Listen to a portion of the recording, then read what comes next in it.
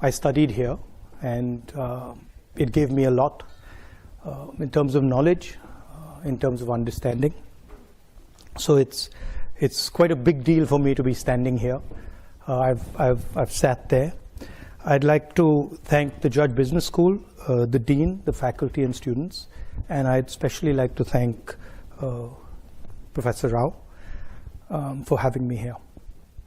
I thought I would speak a little bit about India, about what is going on in India, and that's the Bharat Jodo bit. And then I would talk about two divergent perspectives on the planet, the American view of things, the Chinese view of things, and how those two are playing out. And then I'd conclude by placing some ideas on the table about how we can think about these two divergent forces. The central thread is about listening, and it's about listening at the individual level, but also listening politically at scale. So not just one person, but listening to millions and millions of people and understanding how they're feeling and how they're responding. Okay? And then also listening to different cultures which you're not maybe used to or I'm not used to, and trying to get a sense of how they're seeing the world, and trying to piece together where they're coming from. So the broad idea is one of listening. Different cultures listen differently. There's a very specific way in which the Indian culture listens, and so I'll be talking more about that. I see a friend of mine, a Sikh friend of mine. You'll sort of get a sense of what I'm talking about. And it's also about what is going on at the international level and the risks that are potentially in front of us.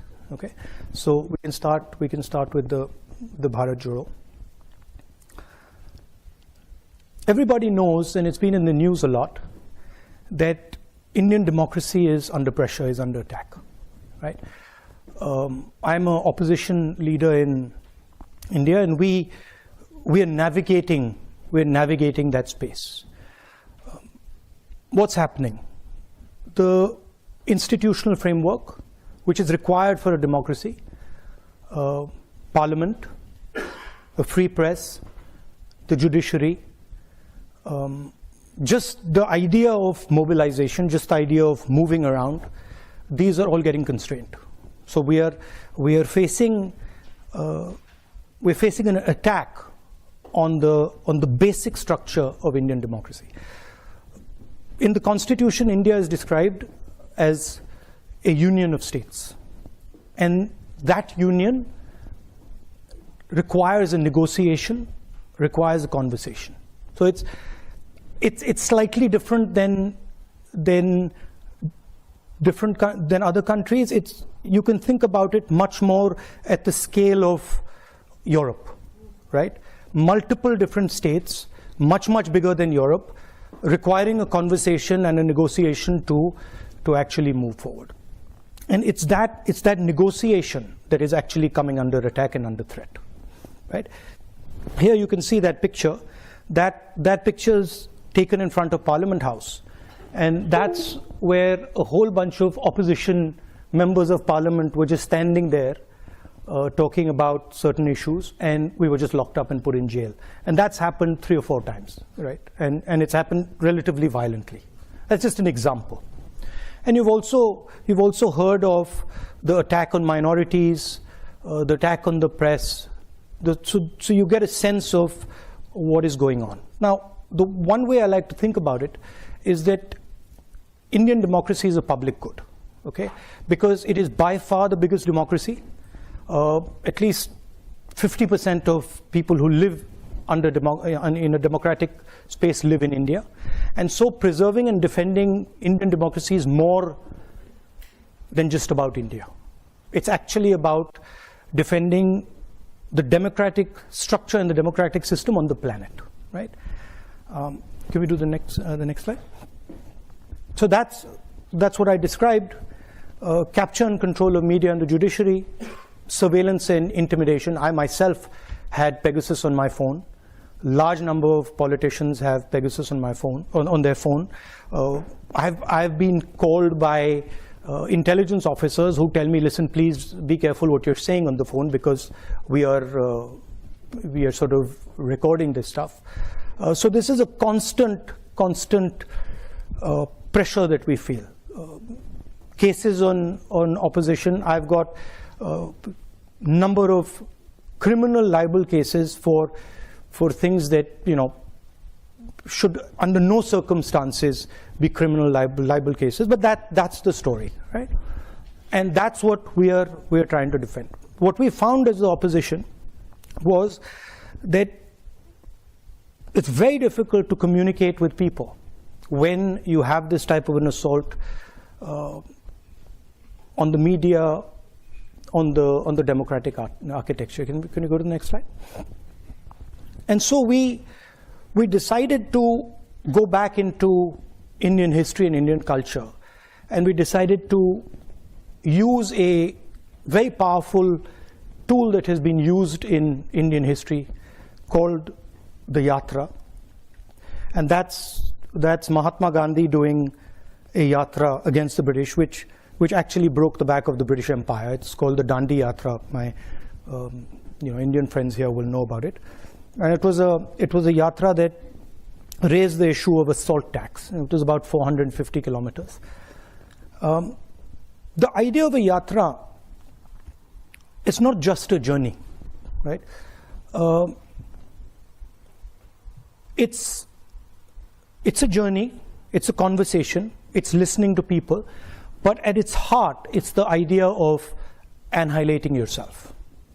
So at the heart of a yatra is the idea that you attack yourself, and you attack yourself by the distance that you walk, by the pressure you put yourself under, and that's the basic philosophy of a yatra. And the idea is that if you attack yourself and you shut yourself down, you shut your ideas down, then when someone speaks to you, you will be able to listen to him or her more effectively. That's the broad philosophical idea behind it, and it's there in a number of religious systems as well as an idea. The idea of attacking yourself, of annihilating yourself to understand, to observe, to listen. And it also has to have a sense of perseverance. It can't be that you just do it for 5 days. It's got to hurt you. It's got to be long. And it's got to take time.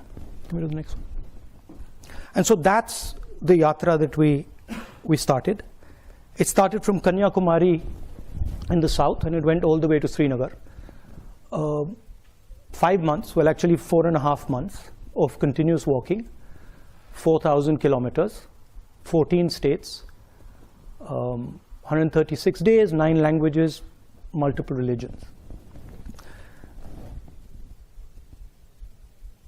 Next slide. And so we started on this. We decided, okay, we're going to do this. We got 125 core people, and we said, okay, we start to walk. And we had no idea, frankly, what we were getting ourselves into. Okay, because I'm a runner, so for me, I thought to myself, look, okay, we're walking 30 kilometers a day. I run 10 easily, so 30 can't be that difficult, right? A little bit of arrogance. So I was like, this is not going to be a big deal. And so we started. And immediately we realized what we had got ourselves into, okay? Because this was not actually about the distance at all, right? The distance was almost irrelevant. It was about the energy that was embedded in this thing, right? And the number of people, the scale of the thing, spiraled completely out of control. So it went, in our imagination, it was 120 people walking with, 3,000, 2,000 people coming sometimes. This became 50, 100,000 people. And when you get 50, 100,000 people next to you, it's not easy, because you are just thrown around, right? And the forces are very, very big. To give you an idea, 6 people died. okay, walking this thing. Multiple people broke their legs, arms, and that was the type of energy that was released. What I did early on, I thought to myself, okay, so what is my responsibility in this? What do I have to do? And I came out with the concept, which was that when we're walking and there's this massive group of people and this pressure, I have to ensure that the space in front of me is safe, right? Whether it's a woman who comes, whether it's a young kid who comes, whether it's a handicapped person, whoever comes, that person's got to feel that I'm comfortable, and in this huge energetic system, I'm safe. That was my first idea. And the second idea was, which I told the guys working with us, I said that, look, whoever comes into this space must feel that they've come home, right? They should not feel that this is a political rally. They should feel that they've come to see their, I mean, there were many of us, so they've come to see their brother, or they've come to see their sister, or they've come to see their mother, and they should feel very comfortable over there. And then when they leave, they should have a feeling that I just left home. So we try to make it a personal, emotional connect with people. That was just an idea, and that's the idea here of creating this listening space. Can we do the next one? And that's what the thing looks like, right? And that's so you can see the space around me there, and there's others who are walking with me over there. There you can't really see it. And so there's massive pressure coming into that space, right? And these people are walking, and then we're inviting them into the space, and we're having these conversations, which interestingly, the moment we came up with the idea of making it a home, they stopped being political discussions. So what was a political idea suddenly became a personal idea, right? And we started getting people who started talking to us about things that we never imagined that they would speak about, right? Just completely, as a politician, we're used to saying, okay, let's talk about employment, let's talk about, these type of things. And suddenly we were getting this emotional outburst of people telling us the most personal things. When you meet somebody, especially when you're a politician, the first thing you're trying to do is you're trying to tell them that you understand their situation, right? And even in business, that's the first thing you're trying to say. Look, I know what your problem is. I know how to solve your problem. That's the starting point. So when I began, that was my idea. Somebody had come to me, and I'm a farmer. Oh yeah, your problem is, with the seeds, and your problem is, the fact that you're not getting your insurance money, etc. These type of things, and very quickly that just stopped. Because the number of people that I was dealing with, was just too much. And the pain, then what also started to happen was my knee started to give me trouble. I had an old injury in college which had gone away, and then suddenly that thing started up, right? So in my mind, I was like, okay, I got to make sure that this is under control. And frankly, there's not much I can say now. And I just got to listen to everybody. And so what slowly started to happen is that my desire to speak just started to die, right? One, because I couldn't speak to so many people, and two, because I was in pain, and I was just like, okay, I got to cruise through this thing, right? I'd get up in the morning. I mean, you can imagine it. You have knee pain, and you're like, okay, so how many kilometers do I got to go? 3,500. I mean, how do you even come to terms with that, right? You're like, my God, right? So this is, as I was dealing with this, I started to sort of go silent, right? And so I would speak to somebody. It would be as if I was like a dark lake. I'd just be sitting there and silently, and the person would be speaking to me. And slowly I started to feel many things that I could not feel before, right? So for example, a farmer would come, he'd grab my hand, and immediately when I grabbed his hand, I could tell the suffering that he's been through, the pain that he's been through, the difficulty he's been through. So you started to hear not just with your ears, you start to hear with your hands, you start to listen with your eyes, you start to look, you're walking with somebody and you can see that he's struggling. So you start to get a sense of what this person is and where he's coming from. Very, very deep sense of that. I'll give you the most shocking example of this, and I said that these discussions started becoming very personal.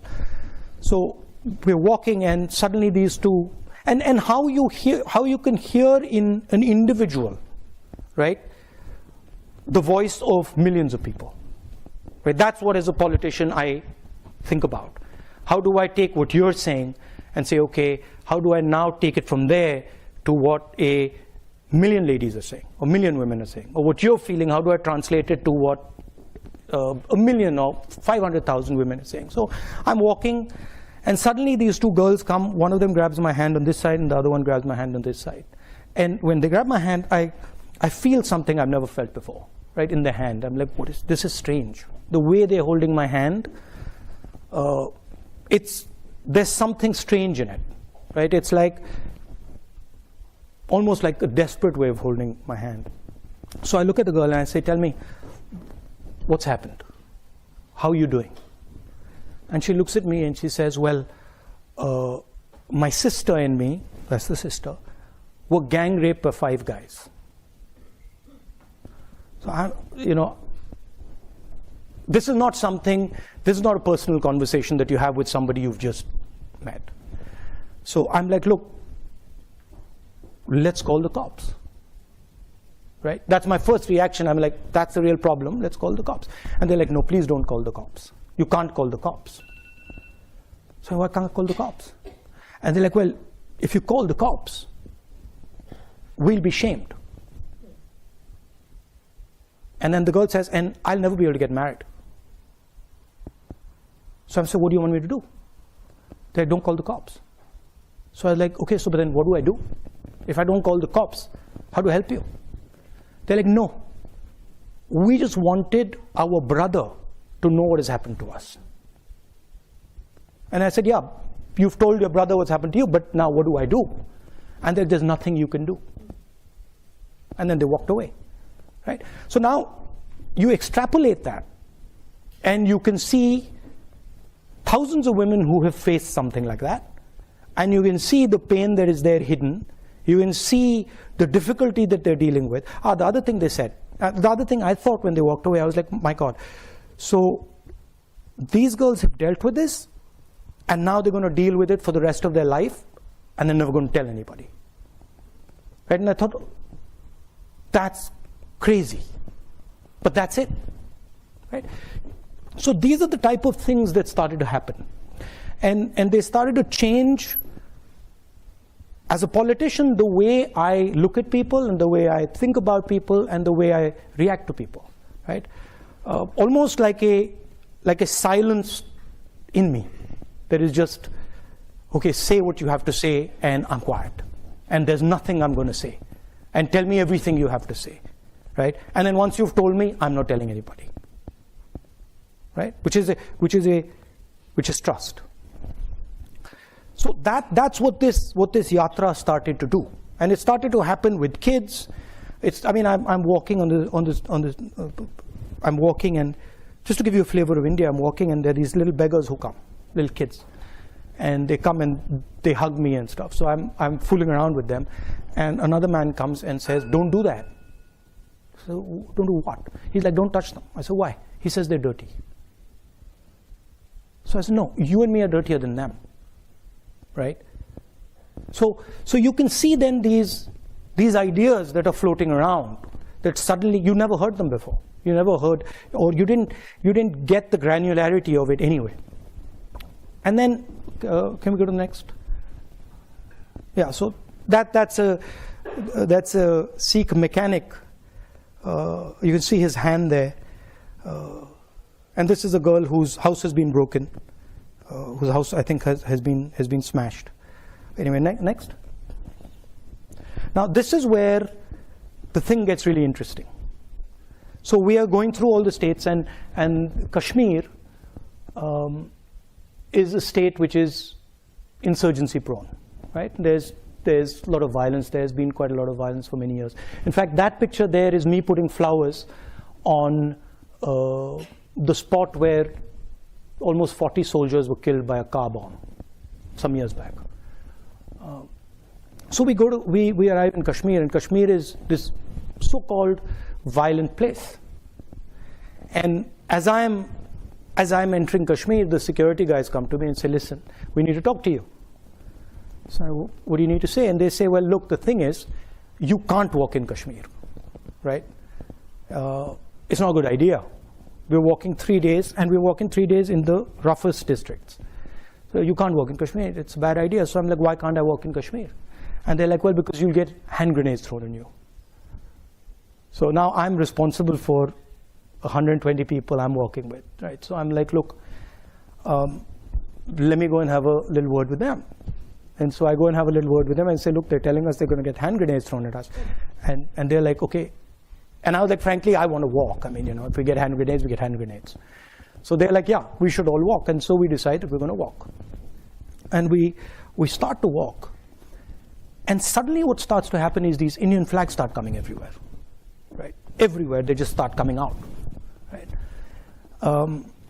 The first day we're told about 2,000 people are going to show up, and 40,000 people show up, right? And that thing over there, when I'm sitting on that jeep, is because the police and security system just been overloaded, and it's collapsed, right? Because they can't manage the crowd. And if you look carefully, you'll see the panic on the security people's faces.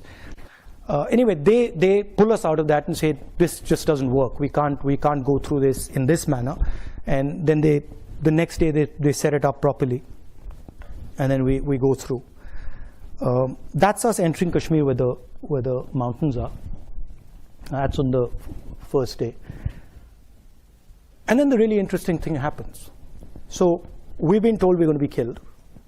We're walking, and people are coming, and then one guy looks at me and he says, call me. So I'm like, come. And the security people have said, listen, please don't do this. Please don't call people.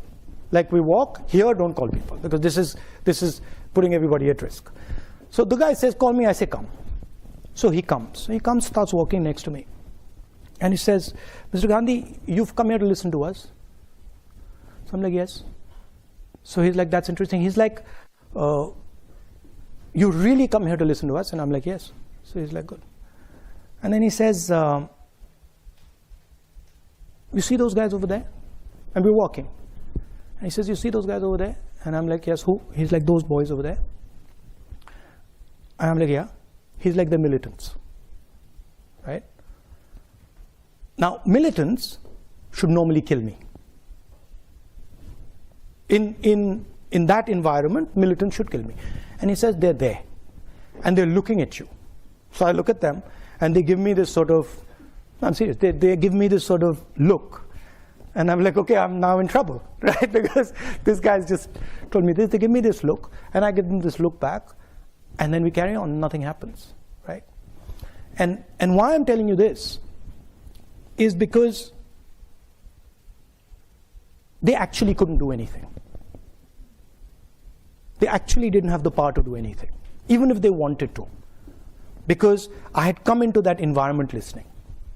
And I had come into that environment completely with no violence in me at all. And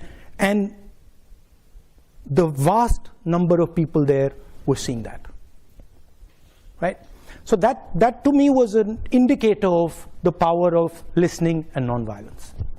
Now,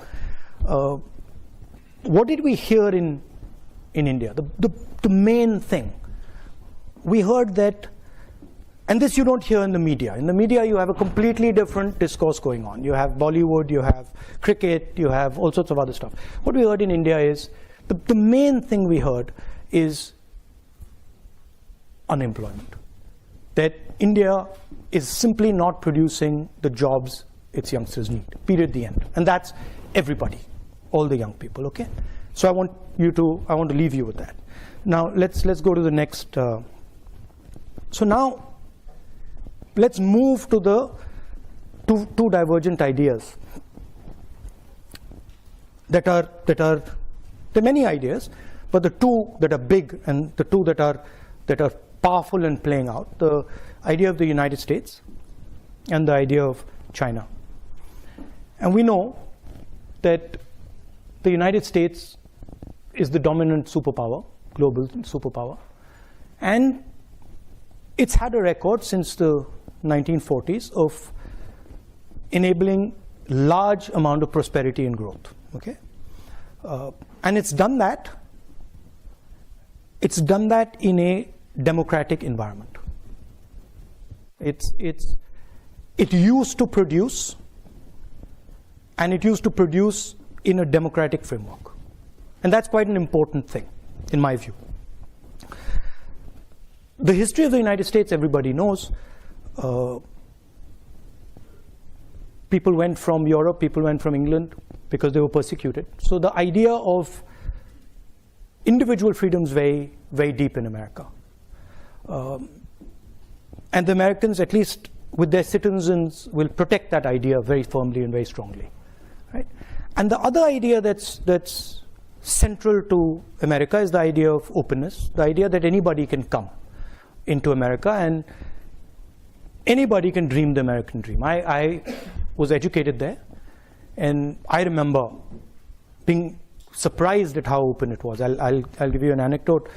My father had just died, and I had been killed, and I was in America in college, and I was a bit upset. So my guardian told me to come from Boston to Atlanta, and I remember 3 or 4 in the morning. I got up, took the cab to Logan Airport, and there was a Haitian taxi driver. And I started talking to him, and he said, you know, America's given me my life. America has given me everything I have. I had nothing in Haiti, and I came here, and they love me, and they treat me with respect. And I'm part of the American dream. And then I walked out to on the curb, and as I was walking out, I pulled my suitcase out, and there was a guy standing there, and he had these suitcases in front of him. So he said, which airline are you flying? And I was a bit suspicious. I was like, why is this stranger asking me which airline am I flying? And anyway, I hesitated, and I told him, and he said, oh, you can do curbside check-in. And I'm like, what's that? And he's like, well, you can just leave your bags here. Now, for me, this was just like a mind-blowing idea, right? Like, I leave my bags here? Okay. So I was like, no. He's like, no, you can leave your bags here. So I was like, okay, so who are you? And so he pulls out his airline ID. And I'm like, okay, that's interesting. And I leave the bags. And then I walk off, I remember asking myself, when are these guys going to check my ID? Right, I had a passport and my college ID, and when are they going to check my ID? And they didn't check my ID. They didn't check my ID right into the plane. This was pre-9/11, so maybe a lot of you guys don't remember this, haven't felt this, but I was like, what's going on, right? And why are these guys not checking this ID? In my own country, they check my ID, right? They'll ask me for the passport immediately, and here they're not. What is going on?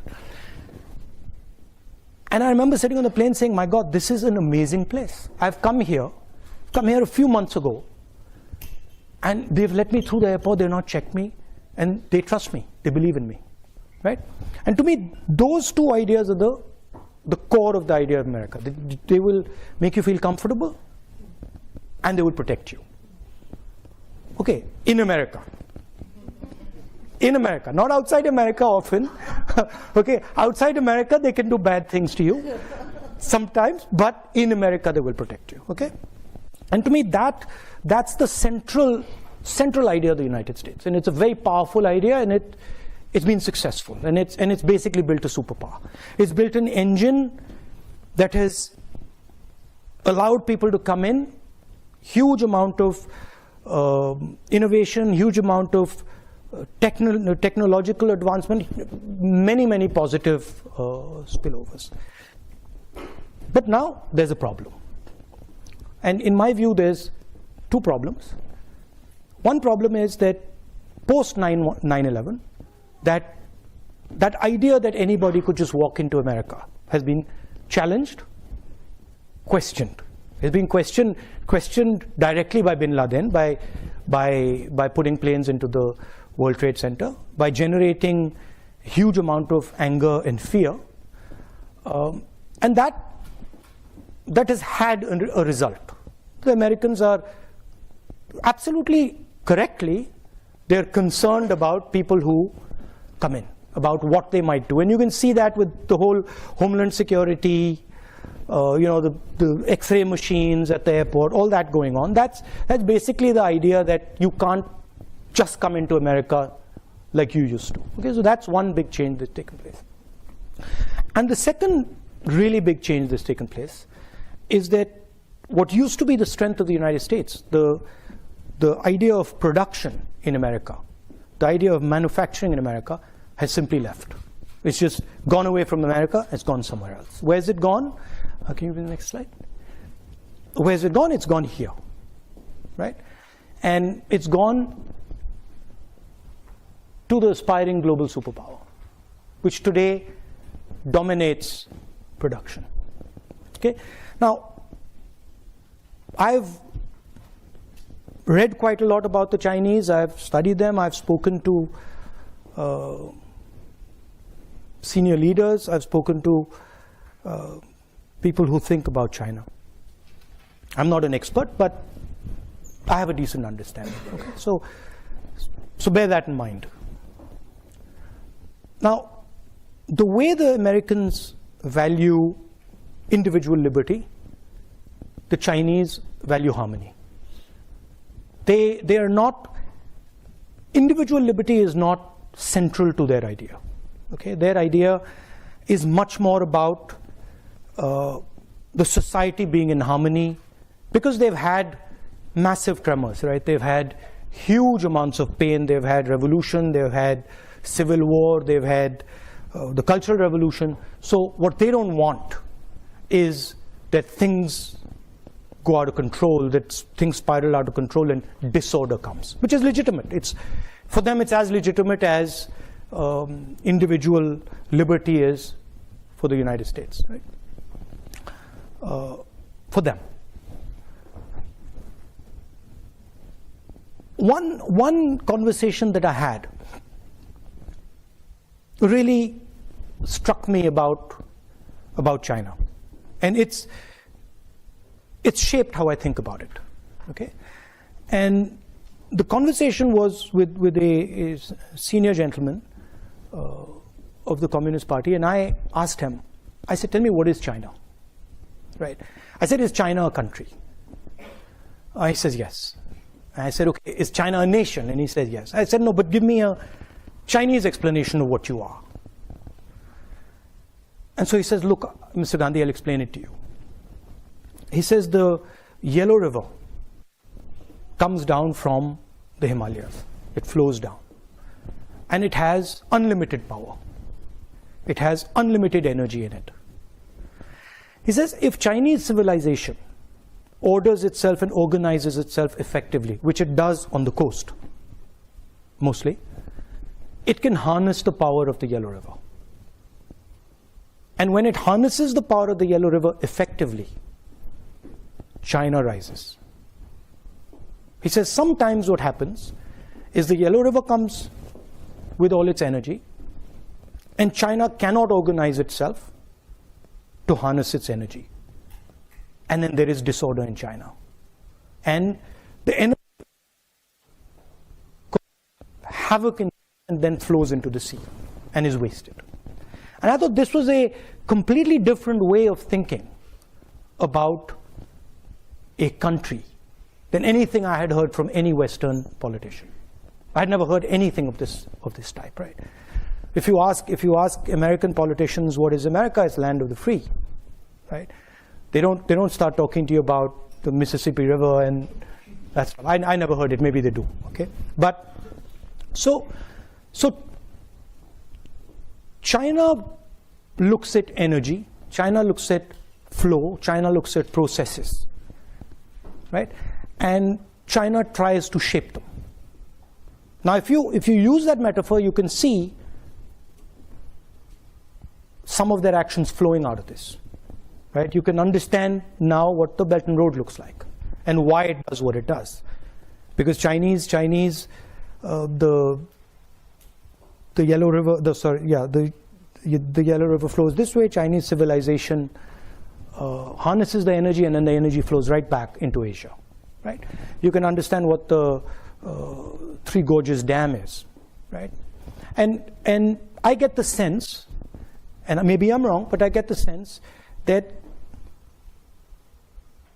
the infrastructure that you see in China, the railways, the airports, the dams, they are actually, in the Chinese mind, they are emerging from nature. They're emerging from the power of the river, and they're, in a sense, China sees itself as a force of nature, right? And is embedded in nature.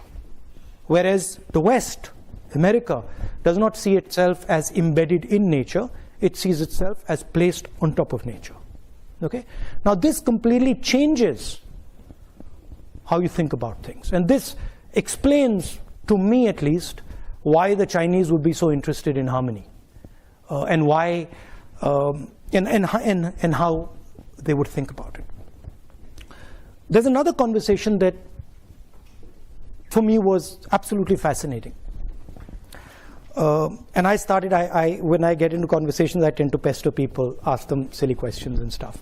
So I started asking this other gentleman about IP, right? And I said, look, what do you think about IP? And he's like, no, we completely agree with IP, and IP makes sense. Intellectual property is fundamental. And I asked him a couple of times. And then he made two very interesting observations. So he says to me, in the middle of the conversation, he says, Mr. Gandhi, people don't invent things. Things emerge, right? Completely different viewpoint.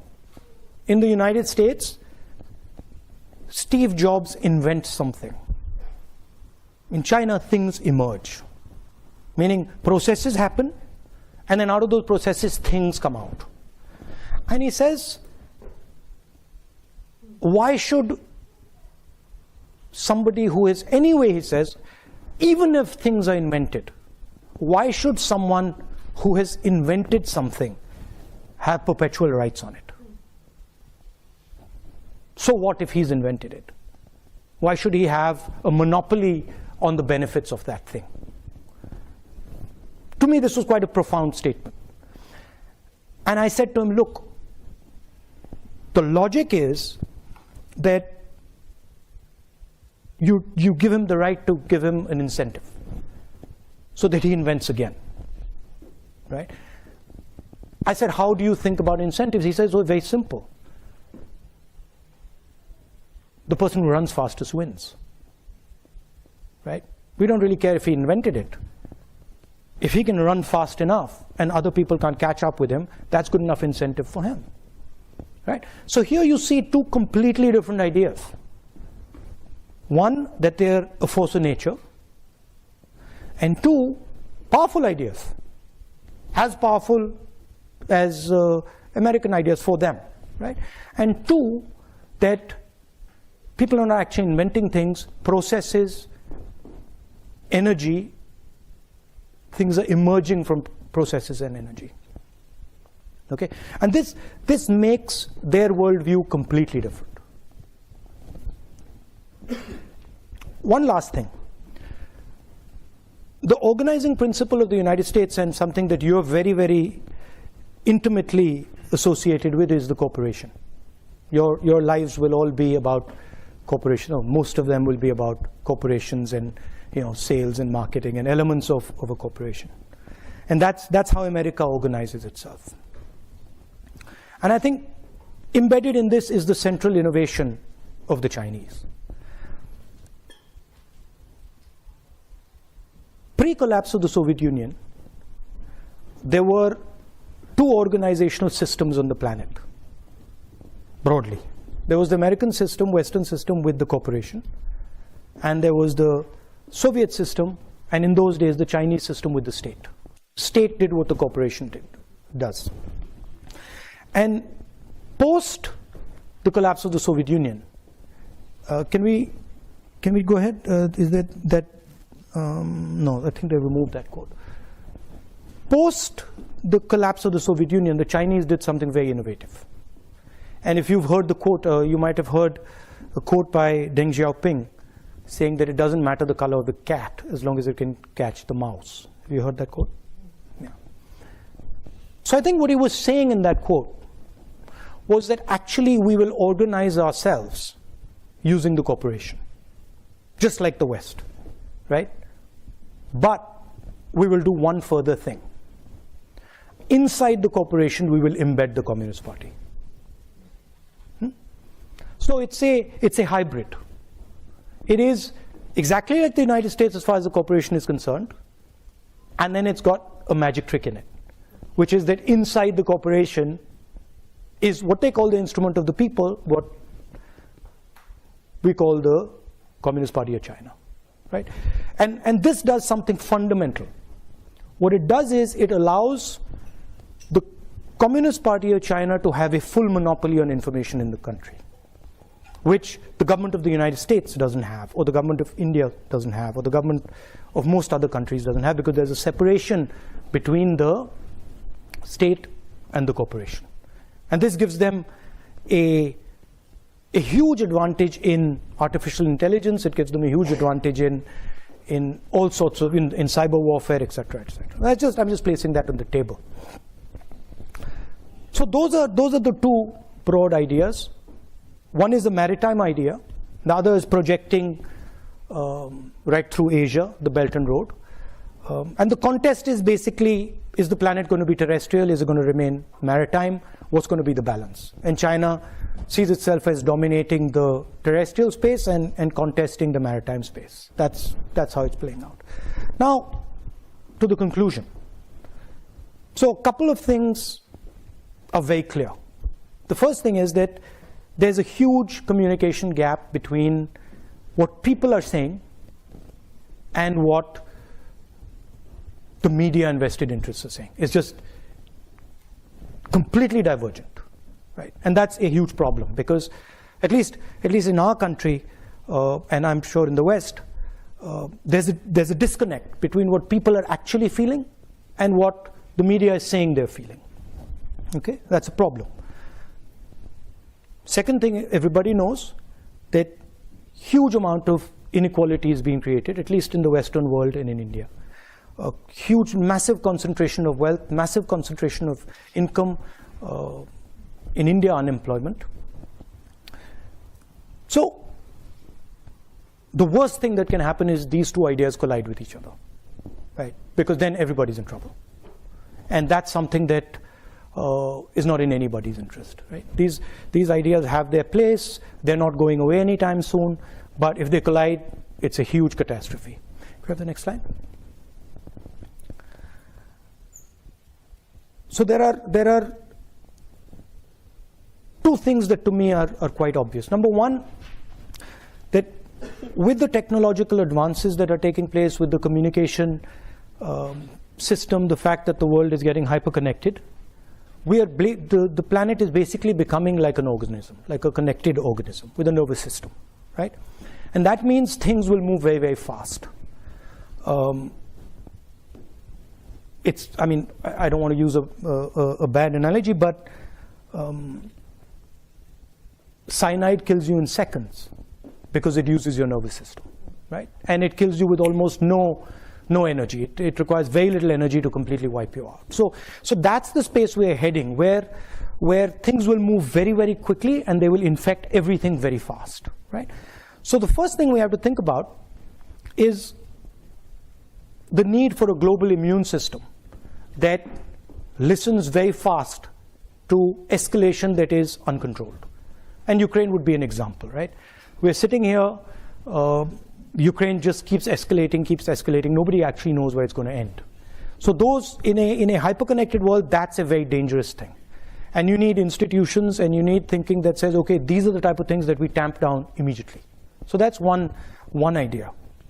And the second idea, which I think is fundamental and goes back to the point I raised about India being a public good and being the biggest democracy in the world, we simply cannot afford a planet that doesn't produce under democratic conditions. Okay? Because if democracies do not start producing again, right, they will not survive. Because the tensions that will arise inside the democracy, the inequality that will arise, the anger that will arise will just collapse the democracy. So what is required is new thinking about how you start to produce in a democratic environment, which is completely different than production in a coercive environment. In a coercive environment, what you're basically doing is a factory, a production unit has a huge amount of socio-political energy inside it. And what you're doing is you're forcing it closed inside the structure. You can't do that in a democracy. So that conversation between labor and capital has to happen, has to be a negotiation, right? And I think that's where a lot of the thinking has to happen. How do we start to produce again in a democratic environment, and how do we manage the negotiation between the structures in the factory so that they can happen in a democratic structure? Otherwise, in my view, democracies are in trouble, in big trouble, right? And that the good news there is, of course, technology will help you, decentralization will help you, decentralization of power will help you. So I think things can be done now that couldn't have been done 10, 20, 30 years ago in terms of technology, in terms of decentralized manufacturing, in terms of the structures that you need for that negotiation. But I think that's where a lot of the conversation has to happen. And finally, for me as a politician, the idea of listening, observing, and doing it persistently, quietly is very powerful. And I think these ideas, divergent ideas, they need to also spend some time listening to each other. One mustn't say that, oh, this is wrong and that is right. Everybody has his own way of doing things. But I think one must give space to the other and say, okay, what is that other person doing? And that requires a little bit of the idea that I mentioned at the beginning, this idea of annihilating the self, right? I'm going to keep quiet. I'm going to curb my desires. I'm going to curb my imagination, and I'm going to listen to the person in front of me with compassion, with affection, and see what he's trying to say, and listen deeply to what he's trying to say. I think that would be very, very good for the planet. Thank you.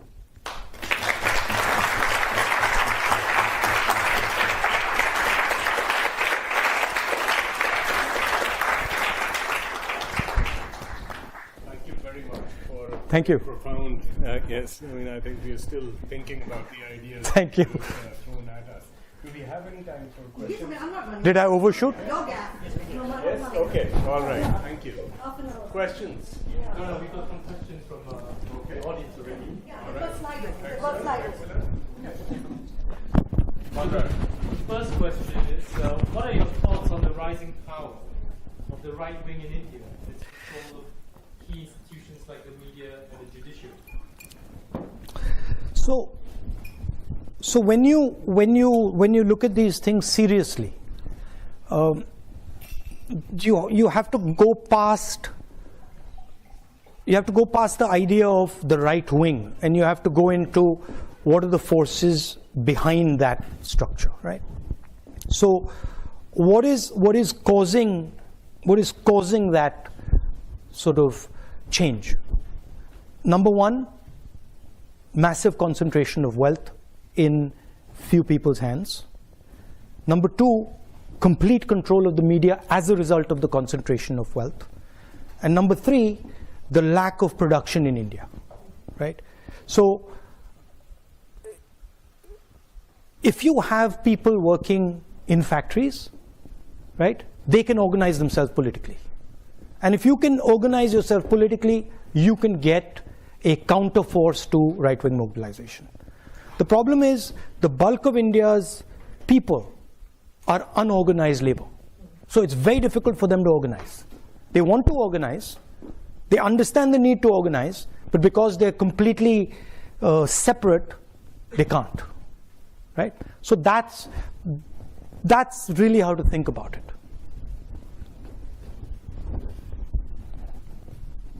The next question is from Meku. How will you heal what is a highly divisive and polarized India? What would you say to the voters of the opposing party to help bridge differences? Opposing party, you mean the people in power? I mean, I can say a lot, they don't listen. I can keep saying it, they don't listen. So, I think, can you show me that picture of the large crowd there? Not that one. That's a different type of crowd. That's a different type of crowd.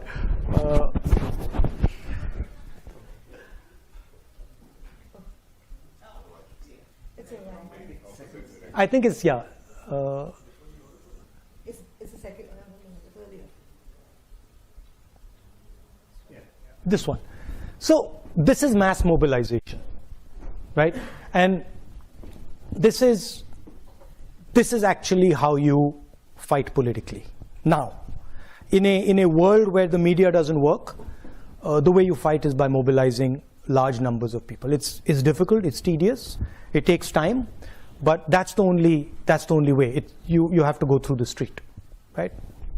And there's a lot that can be done using that system, right? I'm in fact surprised that it's not used more in other countries. I wonder about it, right? Because it's actually quite a simple thing to walk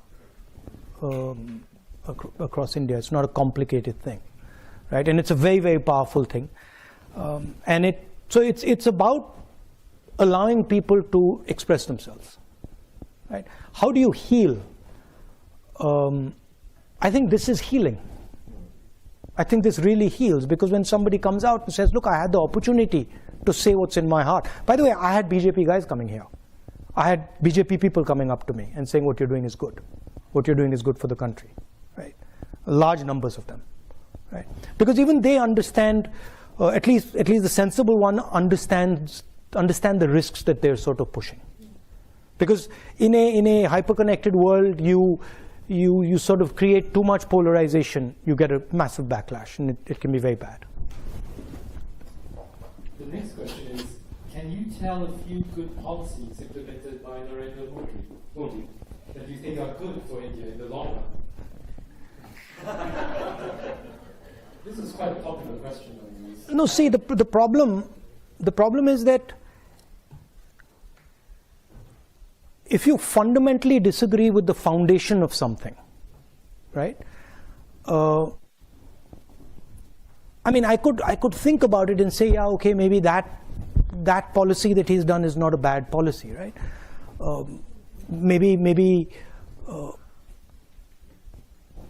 giving ladies gas cylinders or giving people bank accounts is not a bad thing, it's a good thing. But that sort of misses the point, right? Because in my view, Narendra Modi is destroying the architecture of India.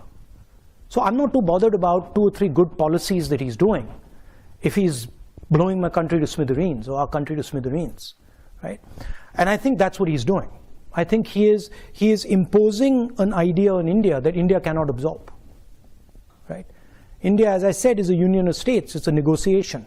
And if you try to force one idea on a union, it'll react, right? I mean, I've got a Sikh gentleman sitting here, right? He's from the Sikh religion. You come from India? He comes from India, right? We've got Muslims in India. We've got Christians in India. We've got different languages in India, right? They're all India. Mr. Narendra Modi says he's not. Mr. Narendra Modi says he's a second-class citizen in India. Right? I don't agree with him. Now, if your disagreement is so fundamental, then really talking about 3 policies that you agree with, I think misses the point. Wilson Ho asks, how do you understand what India's place in the world is? How do I understand what India's place in the world is?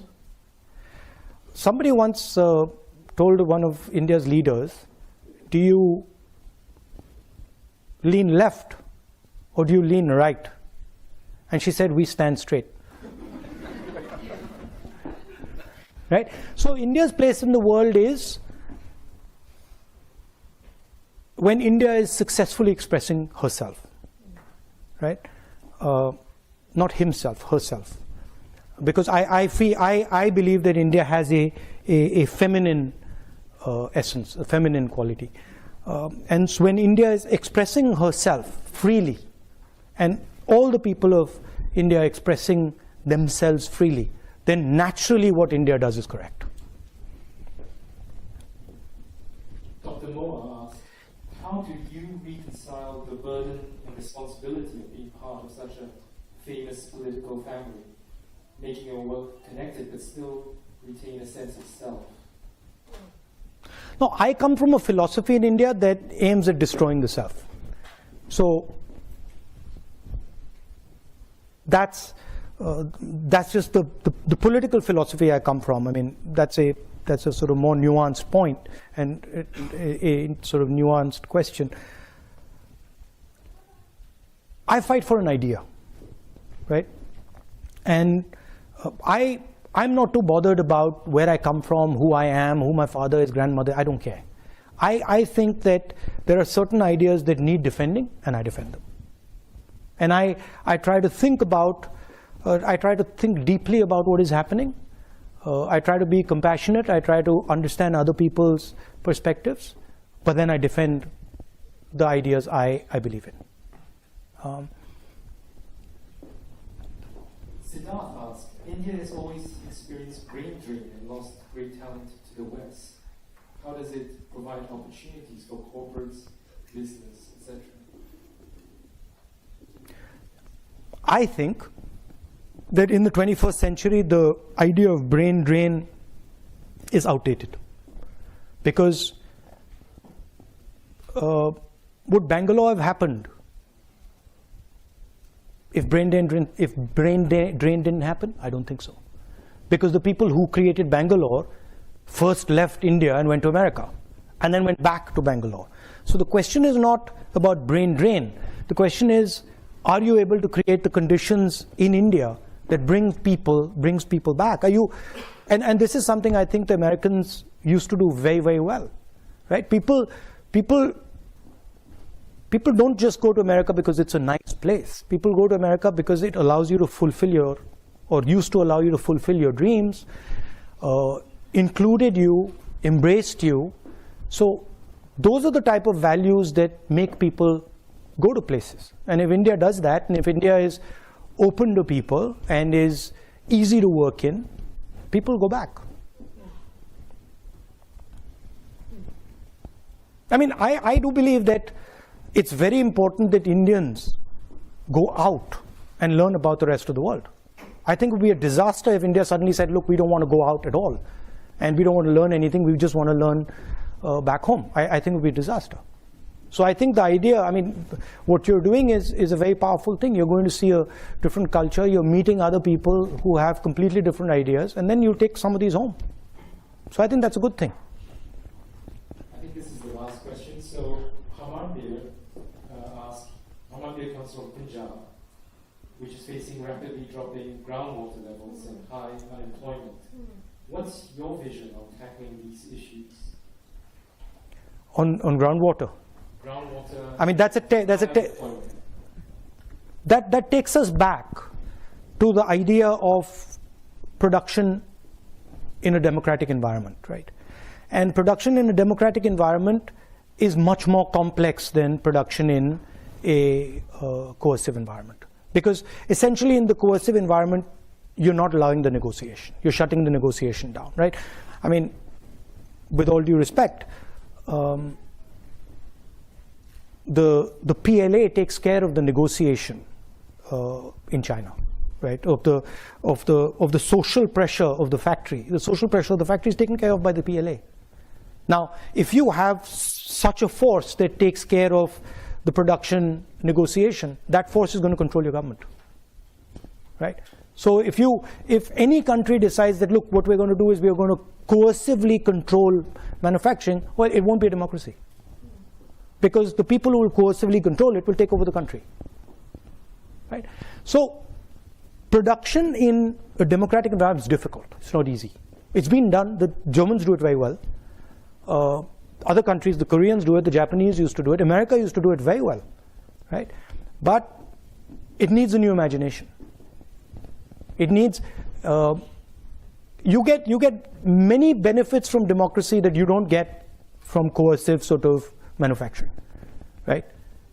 Now, can we construct a system where you can actually manage that negotiation effectively and have large-scale production, maybe decentralized in the democratic world? I think you can do it.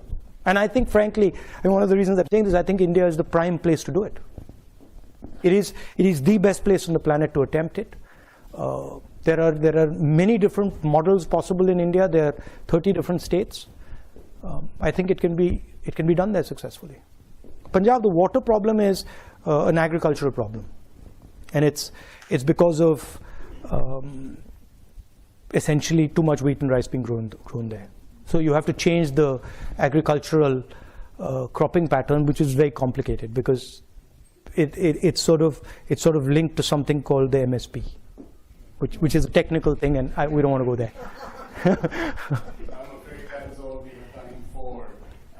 But there is a reception where you can come and say hello to. But thank you very much. Thank you. It was an absolute dream to listen to you. Thank you. Thank you. Very much. Thank you.